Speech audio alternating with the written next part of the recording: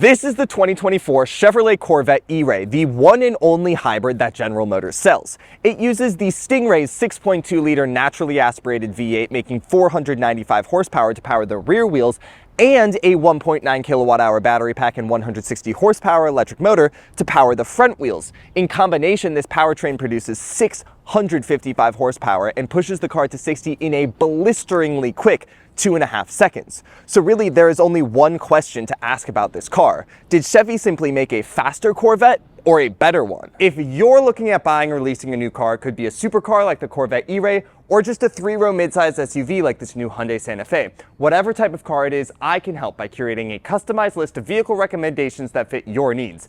Visit drakemoscow.com/buying a car to see how I can help you find a new car. The E-Ray is not a plug-in hybrid. The 1.9 kilowatt-hour battery pack is charged via the engine and regenerative braking system. There is a button on the inside of the car that you can press to use the engine to fill up the battery to 100% while you're cruising down the road, so that you can have 100% charge. And when you have 100% charge, and I've noticed you do have to have a full charge, you can turn the car off and then turn it back on in stealth mode, which is the E-Ray's all-electric mode, and you can sneak around on electricity alone for 4 miles. I did a range test. I have a whole nother video about that, and I got 4 miles out of this car's 1.9 kilowatt-hour battery pack, which just powers the front wheels. So this isn't really a hybrid for efficiency. Obviously, it's a hybrid for performance, but you can sneak around. But it is interesting to note that you can't just switch the car into stealth mode while you're driving and have the engine shut off. You have to turn the car on in that mode, and then once you hit 22% charge, or right around there, the engine will kick back on. And if you give it too much power, the engine will also automatically kick on. And this car doesn't drive like a hybrid either. When you come to a stop, it does have engine stop-start, but it's not using the electric motor then to pull you away and waiting for the engine to turn on until you request enough power.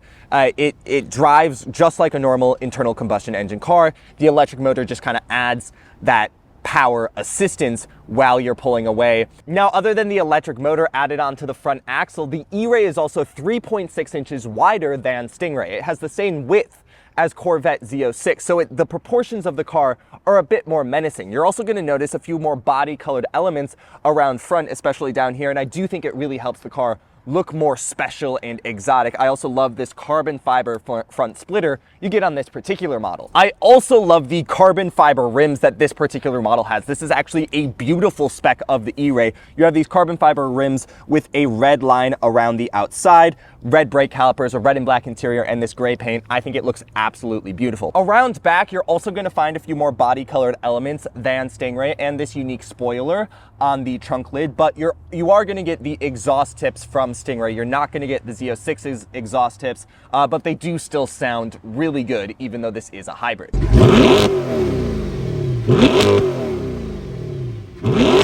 Inside the Corvette E-Ray, the interior is basically identical to the Corvette's interiors in general, except you get a few E-Ray badges on the bottom of the steering wheel and on the speaker cover between the two seats, and you get a few unique gauges because this is the hybrid. You get to see how much horsepower the electric motor is adding to your acceleration as you're driving down the road, which is pretty cool. But other than that, the layout is very familiar. You get your line of climate control buttons. Your gear selectors are things you like pull up on.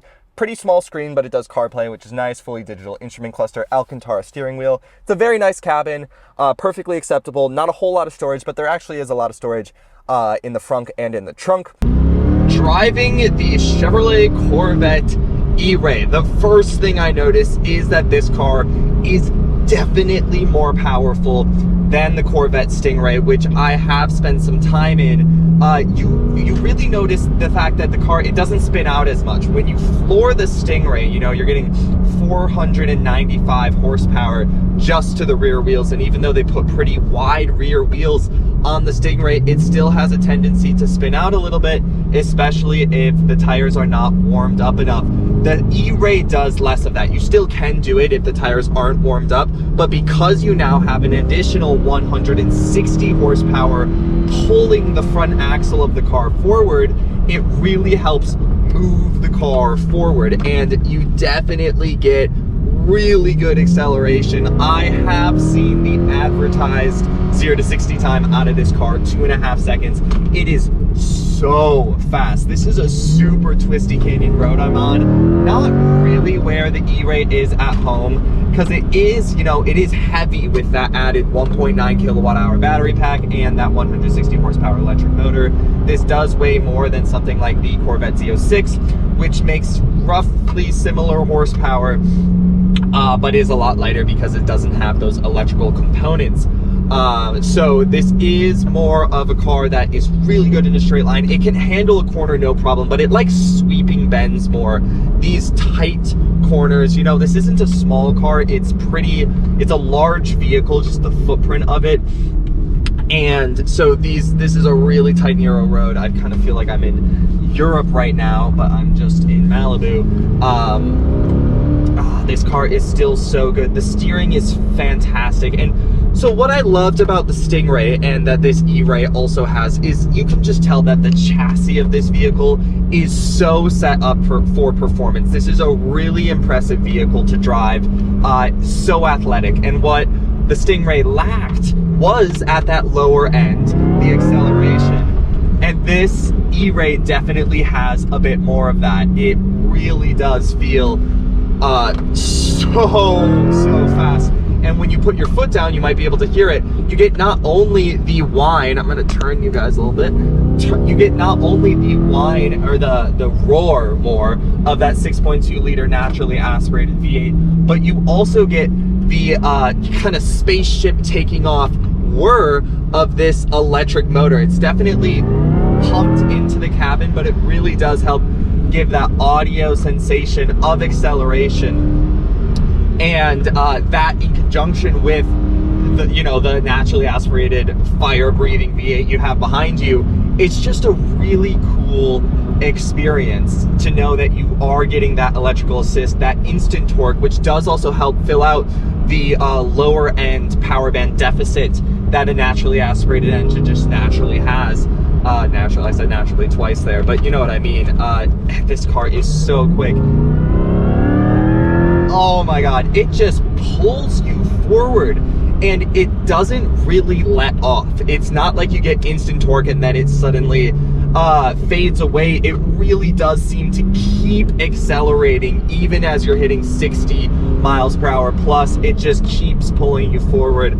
I absolutely love this E-Ray. It is a noticeable step up from Stingray in terms of performance. In other elements of the driving, I don't really notice that big of a difference, and that's really not that surprising. The Corvette Stingray, again, like I said, was an amazing car, is an amazing car, and this E-Ray takes what was amazing about that car and then just adds more power. Although this model does have these massive carbon ceramic brakes, which are really appreciated. They really do help bring this car to a stop. I think on the Stingray I had, it didn't have carbon ceramics, and I noticed that it felt a little under-braked. This E-Ray with the carbon ceramics does not feel under-braked at all. It feels really, really good. I absolutely love how this car feels to drive.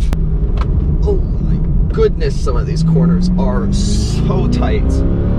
But the E-Ray does do a great job holding you in place. When you put the car in track mode, the car stays so flat around the corners. It is so impressive how flat this car remains, even when you are carrying a lot of speed through the bends. So the chassis remains really flat, and then these seats also do a great job hugging you in place. They are very buckety, properly so for a car like this, both on the backrest and in the seat part of the seat itself.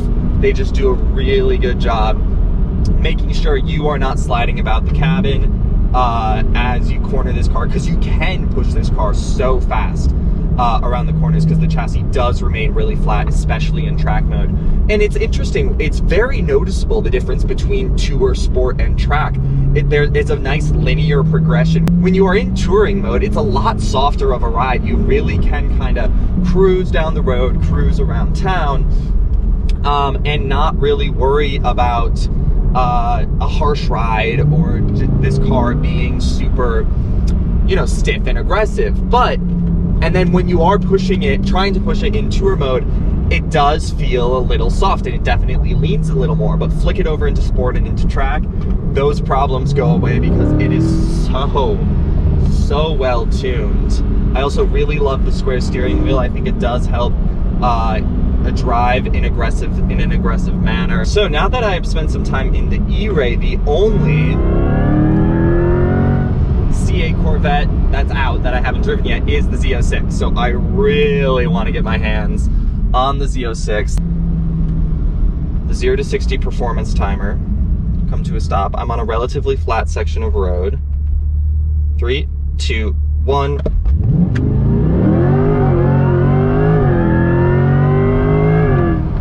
Zero to 60, timing complete in 2.4 seconds. Wow, it is really fast, and that was without brake torquing. So I'm gonna try it with brake torquing. All right, so that was also definitely a little bit uphill now that I'm coming back in the other direction. All right, foot on brake, foot on accelerator.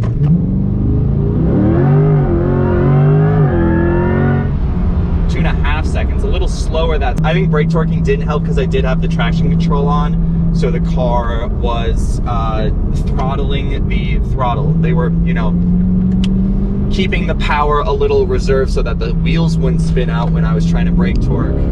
But yeah, 2.4 seconds. This car is blisteringly quick. Oh my God, is this car fast? And it's crazy when you're coming around a corner and then wanting to pull out, how helpful having power at that front axle is to just go. Like, obviously it's not as fun for trying to drift and get the tail out, but for sheer performance, sheer just trying to move this car, it's so amazing. So that's the 2024 Chevrolet Corvette E-Ray. I can happily say that this is a better Corvette. It answers pretty much my only issue with the Corvette Stingray, which was that I felt like it could handle a lot more power. And this car has a lot more power, particularly where the Stingray was lacking it, and that's low down right away. That this instantaneous torque that the electric motor produces truly fills in that gap. This car is so much fun to drive. This chassis is just so good. It could handle so much power, and it's really fun to see Chevrolet experiment with a hybrid and give it that instant torque, also with its naturally aspirated V8. It's so much fun. I mean, this car is faster than anything ever needs to be, but this chassis is so good, I feel like it could handle even a little bit more. Thanks for watching. Like, comment, share, and subscribe, and I'll catch you guys in the next video.